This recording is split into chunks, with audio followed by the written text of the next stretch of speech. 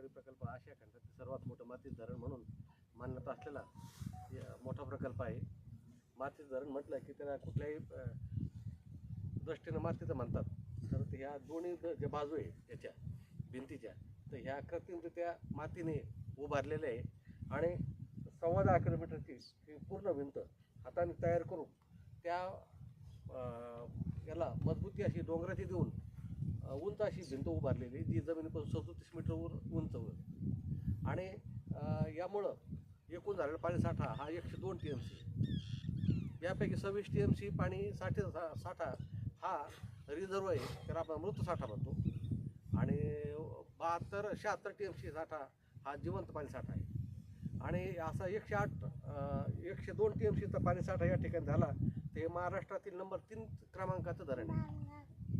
आणि पाणीसाठ्याच्या दृष्टीने म्हटलं तर 2 नंबरचं उजनी 1 नंबरचं आहे आणि 2 नंबर कोयना आहे, 3 नंबर पाणीसाठा एकूण पाणीसाठ्याच्या दृष्टीनं जायकवाडी येतं.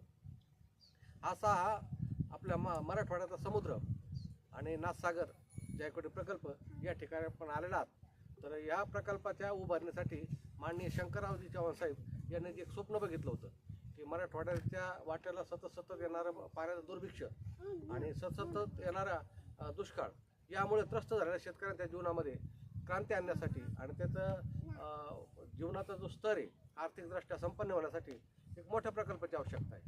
आणि त्या दृष्टीनं या ठिकाणी त्यांचे प्रयत्न सुरू झाले आणि सुरुवातीला मंत्रिमंडळामध्ये पाटबंधारे मंत्री म्हणून त्यांना संधी मिळाली आणि त्यांनी या प्रकल्पाच्या चाचपणी करण्यास सुरुवात केली. हा पूर्णचा भाग हा निजामशाहीचा आधिपत्याखालील भाग होता आणि निजामाच्या काळातही बऱ्याच ठिकाणी या काळामध्ये संशोधन झाली की कुठं मोठा प्रकल्प करता येईल.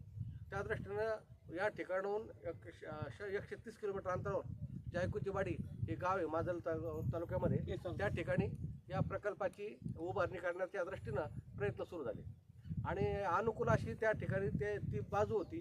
शासनात लक्षात आलं की या ठिकाणी कमी खर्चामध्ये जास्त पाणीसाठा होऊ शकतो आणि तद अनुषंगानं त्या ठिकाणी विविध खात्याच्या पर्यावरण खातं असेल, दुसऱ्या अजून अर्थ खातं असेल, दिल्ली असेल किंवा वित्त पुरवठा करणाऱ्या अनेक संस्था असतील, या सर्वांच्या दृष्टीनं आणि सगळ्यांना चर्चा करून त्या ठिकाणी मोठा प्रकल्पाचे मानस त्या ठिकाणी त्यांनी जाहीर केला आणि त्या दृष्टीनं तिथं सर्वे सुरू झाला.